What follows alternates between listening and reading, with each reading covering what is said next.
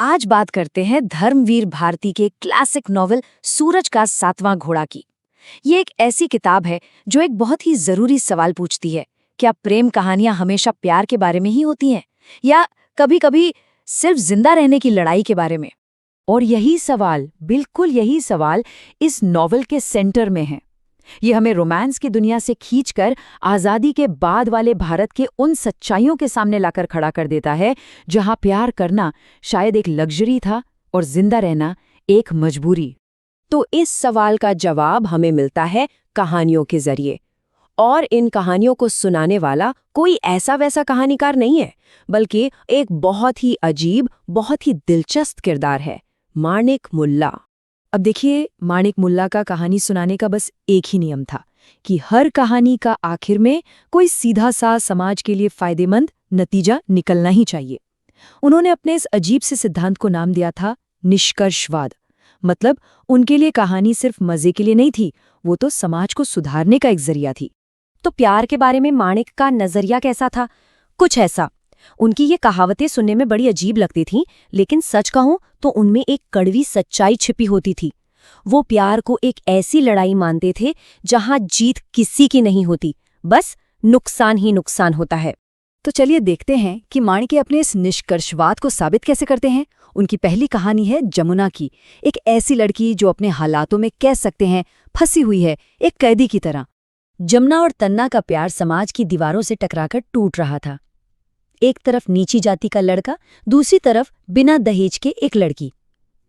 उस जमाने के समाज में ये एक ऐसी कहानी थी जिसका एंड तो मानो पहले से ही तय था। तो अपने इसी अकेलेपन में जमुना अपना सारा दर्द एक छोटे लड़के माणिक के साथ बांटती है। वो रात के अंधेरे में उसे पुए खिलाती और अपनी कहानी सुनाकर दिल हल्का करती। पर माणिक के लिए ये सिर्फ खाना नहीं था, ये था एक नमक का कर्ज, एक ऐसी जिम्मेदारी जिसने माणिक को जमुना की कहानी से हमेशा के लिए जोड़ दिया। तो इतनी दिल दुखाने वाली कहानी का माणिक मुल्ला क्या निष्कर्ष निकालते हैं पता है क्या? कुछ ऐसा जो सुनकर आप भी चौंक जाएंगे। उनका सल्यूशन था कि अगर हर घर में एक गाय होती तो दहेज की समस्या ही खत्म हो जाती और जमुना की ये हालत कभी ना होती। ये उनके निष्कर्षवाद का एक परफेक्ट और कह सकते हैं थोड़ा मजाकिया उदाहरण है। पर कहानी यही खत्म नहीं होती। जमुना की कहानी तो बिल्कुल नहीं।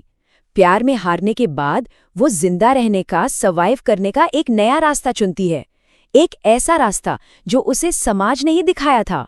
यहाँ जमुना का प्रैक्टिकल साइड सामने आता है। देखिए, वो प्यार की जगह सिक्योरिटी चुनती है और एक अमीर बूढ़े आदमी से शादी कर लेती है।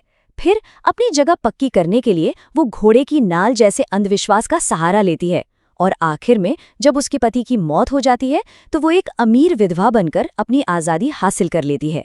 हाँ, ये एक समझौता है, पर कहीं ना कहीं ये उसकी अपनी शर्तों पर है। इस तरह जमुना एक प्यार की कहानी के किरदार से निकलकर सर्वाइवल की, जिंदा रहने की कला की एक मिसाल बन जाती है। उसने रोमांस की जगह चुना कॉम्प्रोमाइज और सिक्योरिटी। तो जमुना ने तो अपना रास्ता निकाल लिया जैसे तैसे, पर उस लड़के का क्या? तन्ना का, जिससे वो कभी प्यार करती थी। चलिए अब तन्ना की कहानी पर आते हैं, जो जमुना की कहानी से एकदम 180 डिग्री अलग है। यहाँ पर ना दो रास्ते और दो बिल्कुल अलग अंजाम साफ साफ दिखते हैं। एक तरफ जमुना जिसने समझौता किया और बच गई, और दूसरी तरफ तन्ना जो अपने आदर्शों पर, अपनी ईमानदारी पर अड़ा रहा और यही चीज उसे ले डूबे। तो तन्ना की बर्बादी की शुरुआत होती है उसके अपने ही घर से। एक ऐसी शादी जिसमें प्यार का नामो निशान तक नहीं था, और एक ऐसा घर जो उसे कभी अपना लगा ही नहीं। फिर वो अपनी ईमानदारी को एक करप्ट सिस्टम के सामने खड़ा कर देता है, और नतीजा, सिस्टम उसे धीरे धीरे खाने लगता है। वो इतनी मेहनत करता है कि उसकी सेहत जवाब दे जाती है। और जब आप सिस्टम से लड़ते हैं तो क्या होता है? उसकी जिद, उसकी ईमानदारी, उसी की वजह से उसकी नौकरी चली जाती है। बेईमानों की दुनिया में एक ईमानदार आदमी के लिए कोई जगह नहीं थी। नौकरी गई तो सहारा भी गया, उसकी पत्नी भी उसे छोड़कर चली जाती है। अब वो समाज में बिल्कुल अकेला है, बिल्कुल तन्हा। और फिर आता है वो आखिरी सबसे भयानक झटका, चलती ट्रेन से गिरना। एक ऐसा हादसा जो उसकी जिंदगी को हमेशा के लिए बदल देता है। तन्ना की कहानी का अंत सच में दिल दहला देने वाला है।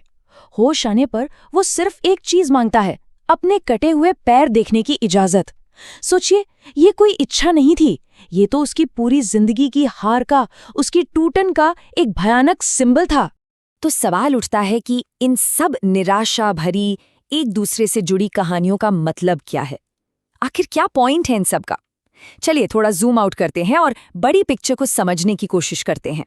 बात यह है कि ये कहानियां सिर्फ जमुना या तन्ना या माणिक की नहीं हैं। ये उस पूरे मिडिल क्लास समाज की कहानी है जहां सपने तो देखे जाते हैं, लेकिन उन्हें पूरा होने से पहले ही सिस्टम उन्हें कुचल देता है। और यहीं आकर इस नॉवेल के टाइटल का मतलब समझ में आता है। देखिए, सूरज का जो रथ है उसे 7 घोड़े खींचते हैं जो उसे भविष्य की ओर ले जाते हैं, पर इन किरदारों की जिंदगी का जो रथ है ना, उसे खींचने वाले सिर्फ 6 घोड़े हैं। जो 7वां घोड़ा है, यानी उम्मीद, सपने, एक बेहतर कल, वो तो हमेशा उनकी पहुंच से बाहर ही रहता है। तो आखिर में ये हमें एक बहुत बड़े सवाल के साथ छोड़ जाता है। जमुना का कॉम्प्रोमाइज करके सरवाइव करना, क्या वो एक जीत है, या फिर तन्ना की तरह अपने आदर्शों के लिए टूट जाना बेहतर है? जब पूरा सिस्टम ही फेल हो जाए तो क्या जिंदा रहना भी एक तरह की धीमी हार ही है? इस पर सोचिएगा जरूर।